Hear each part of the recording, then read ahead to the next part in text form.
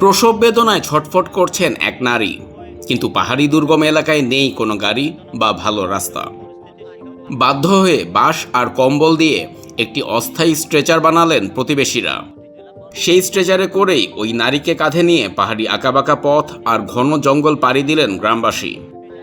রাঙামাটির বরকল উপজেলার আইমাছড়া ইউনিয়নের ভরতপাড়া এলাকার ঘটনা এটি।